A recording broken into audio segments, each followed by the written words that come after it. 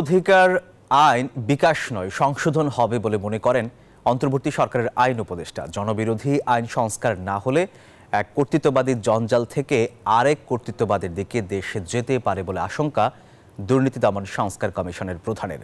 বিশিষ্টজনরা বলেন, রাজনৈতিক দলগুলোকে তথ্য অধিকার আইনের আওতায় না আনলে প্রতিষ্ঠিত হবে না সুশাসন।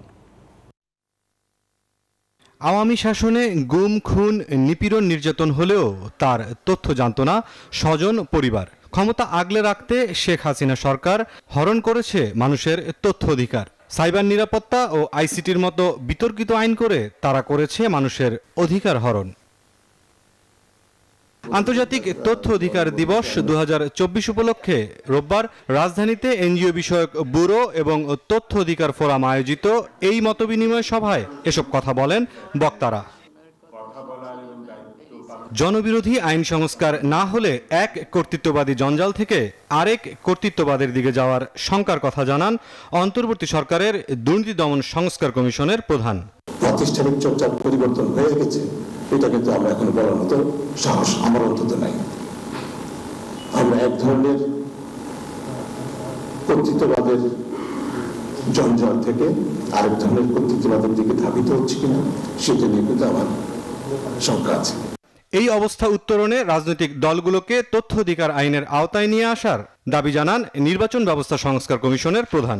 রাজনৈতিক দল যদি গণতান্ত্রিক না হয়, স্বচ্ছ না হয়, দায়বদ্ধ না হয়, তাহলে আমরা একটা স্বচ্ছ, গণতান্ত্রিক, দায়বদ্ধ যে রাষ্ট্রীয় কাঠামো, সরকার ব্যবস্থা পাবো, এটা আশা করা দুরাশা।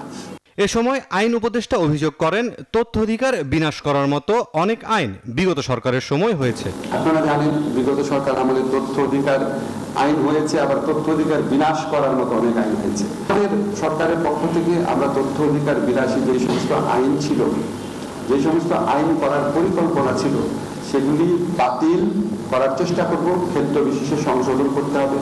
যেমন ধরেন সাইবার সিকিউরিটি অ্যাক্টটা অনেকের জনপ্রিয় দাবি হচ্ছে এটাকে বাতিল করে দেওয়া। মানে দুই ধরনের অপরাধ আছে, একটা হচ্ছে কম্পিউটার অফেন্স, হচ্ছে স্পিচ অফেন্স।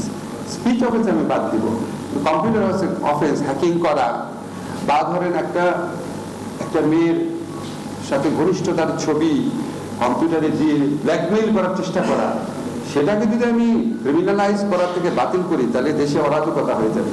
মতবিনিময় সভায় বিভিন্ন এনজিওর পক্ষ থেকে বিদ্যমান তথ্য অধিকার আইন এবং তথ্য কমিশন সংস্কারের জোর দাবি জানানো হয়।